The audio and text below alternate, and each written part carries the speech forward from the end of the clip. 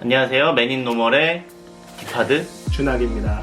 저희 오늘 얘기해 볼 거는 저희 나름 그래도 우리나라에서 대기업 3사라고 하면은 S사, H사, L사가 있잖아요. 그래서 저희가 원래 뭐 저희 소속을 밝힌 적은 없는데 저는 S사에 다니고 있고 저는 엘사?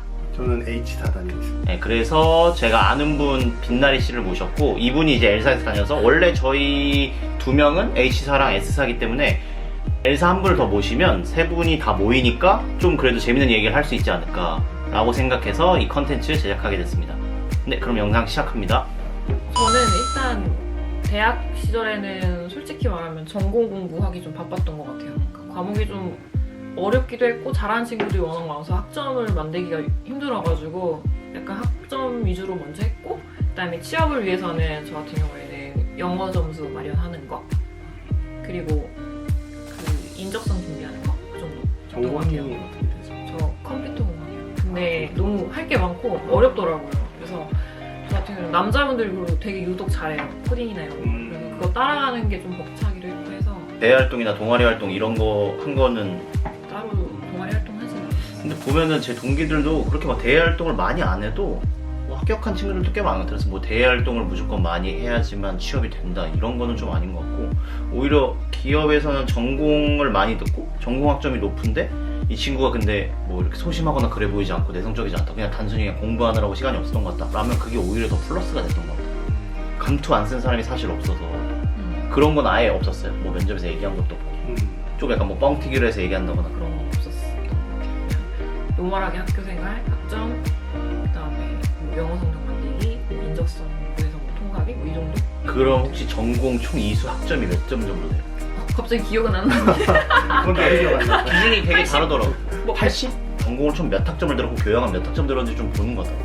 그럼 그걸 면접 때 물어보나요? 그거를? 물어보진 알았던 거 같고 물어보진 않았던 그거 거예요. 약간 물어보진 않는데요. 그냥 그게 1차 서류나 이런 데 그냥 포함돼서 포함이죠. 어차피 근데 전공 학점이 다 뽑아져서 있잖아요. 네. 그분들이. 그래서 보면은 이 친구 대충 뭐 전공 많이 들었구나를 볼 수 있는 것 같고.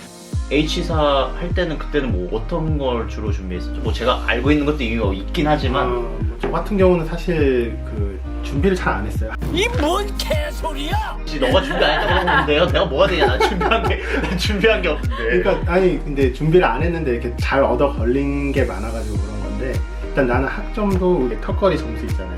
뭐 3.0 이상 막 이러면 난 3.1 막 이런 식으로. 근데 이제 공대생인 거에 비해서 토익 점수는 좀 높았어요.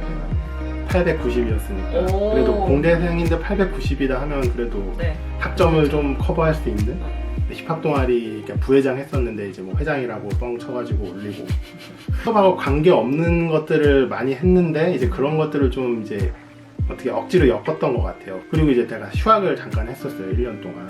플랜트 산업이라고 그때 2011년에서 2012년 사이 굉장히 붐이었어요. 건설사들이 다 플랜트 산업에 이렇게 뛰어들던 그런 시기였었는데 뭐 해외 나가서 공장 짓고 여기 사우디 가가지고 이렇게 발전소 같은 거 만드는 그런 거를 많이 이제 했었는데 그때 이제 나라에서 지원을 해줬어요. 플랜트 산업 그 이제 교육을 이수해가지고 이제 좀 회사를 연결시켜주는 건설사 이제 뭐 부장, 팀장 이런 사람들이 와서 이제 교육을 하거든요.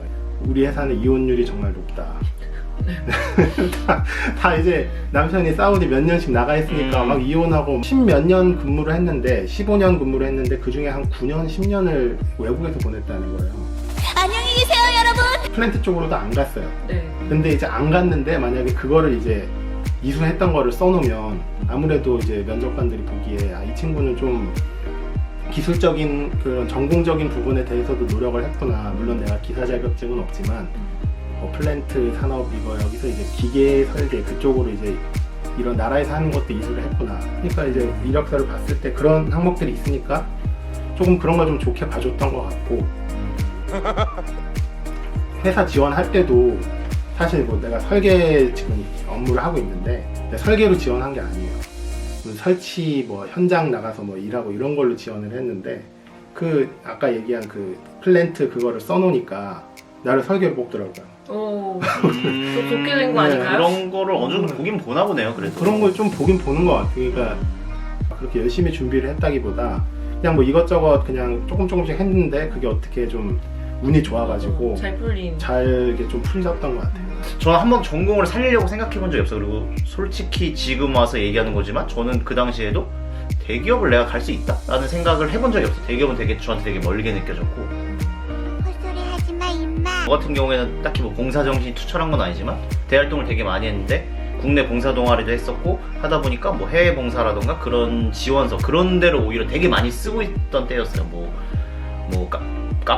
카페벤에서 하는 뭐 베네봉이라든가 뭐 현대차에서 하는 해피무브라든가 유명했죠 뭐 그때. 그런 거 다 쓰고 막 이랬는데 뭐 사실 그런 거 다 쓰고 한참 할 때였고, 학점 같은 경우도 뭐 나쁘진 않았어. 나쁘진 않았는데 그래도 3점대 후반 정도 했던 것 같고, 뭐 이렇게 준학 씨처럼 뭐 이렇게 턱걸이는 아니었는데 근데 저는 그렇다고 막 학점이 엄청 높고 이런 거는 아니었어요. 제 생각에는 빛나리 씨 같은 경우에는 학점이 되게 높을 것 같은데, 근데 봉사활동 해외에 그래서 다녀오신. 사실 뭐 지금 놓고 보면 해외 봉사활동 간 것도 없어요. 저는 해외 봉사활동 간 것도 없고 뭐 해외 봉사활동인 줄 알고 모여서 갔는데 그게 국내 봉사활동이었고. 아, 그 사기 아니에요? 그거? 장난이 너무 심한 거 아니오?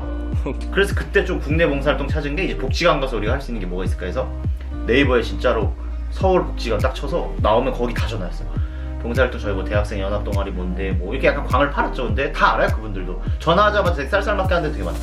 봉사활동 대기가 너무 밀려 있으니까 뭐 몇 달 기다려라, 몇 년 기다려라, 뭐 주기적으로 한다. 뭐 우리는 뭐 대학생은 안 받는다. 대학생들은 뭐 그냥 그것만 채운다고 한다. 아, 시간만 근데 채우고. 그러다가 저희가 이제 복지관 하나를 딱 천주교 협회에서 하는 그런 복지관을 갔는데 저희한테 이렇게 일을 막 이것저것 많이 시키지 않았어요. 대학생이니까 처음에 청소부터 시켰는데 저희가 너무 성실하게 다 하고 이렇게 저희 한 달에 2번씩인가 한 번씩 갔었거든요. 벌써 기억이 안 나는데, 근데 하는 걸 보니까 우리가 되게 열심히 하니까 저희 중에 뭐 수학교육과 친구도 있었고 막 이러니까 수학 뭐 나머지 공부를 애를 좀 봐달라고 한다거나 뭐 다른 걸 봐주던거나 남자들 좀 애랑 놀아준다거나 나머지 공부를 한다거나 그런 거를 되게 많이 했어요. 처음에 저는 이제 그런 해외 봉사에만 이제 생각하고 있어서 한참 거기를 넣고 있었는데 이 친구가 사트라는 게 있는데 뭐 이거를 지원을 하면은 이건 로또 같은 거다 해서 저는 그게 뭔지도 모르고 일단 지원해놨는데 지원한 것도 저는 까먹고 있었어요. 그래서 뭐 아까 말씀드렸던 뭐 해피무브나 뭐 베네봉이나 이런 거 다 떨어져서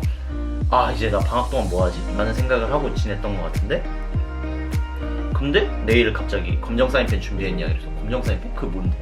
그날 다음날 사트 보는 날이었던 거. 준비 1도 안 했네 진짜. 그래서 사실 거기서 그래서 사트를 했는데 둘 다 붙어가지고 사트를 처음에 붙어가지고 이거 너무 쉽게 되네 해서 그때 조금 그렇게 멀리 있지 않구나. 대기업이 되게 멀리 있지 않구나. 근데 뭐 보기 좋게 면접에 둘 다 떨어졌는데 저는 뭐 3학기 2학기였고 했는데 그때 떨어져서 결국 이 친구는 이제 H사로 간 거고 저는 그 다음에 이제 4학기 1학기 때 다시 멀지 않다고 생각해서 다시 했던 것 같아요. 저는 신문을 매일매일 읽고 아버지랑 약간 저녁마다 1시간, 1시간 반씩 약간 토론처럼 했어요. 질문을 무조건 해야 돼. 한 2개, 3개를 하면 우리 아버지가 한 20개, 30개를 거기서 파생되니까 뭐 귀에서 피날 정도로 말씀하시니까. 근데 처음에는 이 신문 보는 게 되게 지겹고 나중에 이제 취업 준비하고 뭐 영어 공부하고 막 이러다 보니까 신문 보는 시간이 만화책 읽듯이 유일하게 쉬는 시간이 돼버린 거지. 그래서 사실 사트에서는 상식 부분이나 이런 게 다들 어렵다고 하는데 저는 그게 제일 쉬웠거든요. 그리고 면접 가서 얘기할 때도 좀 할 말이 S사가 조금 그런 신문이나 이런 대외 이슈 같은 거 되게 많이 물어본다고 얘기를 저도 많이 들은 거 저도 실제로 들었고 그런 부분에 저는 얘기하기 되게 수월했던 것 같아요.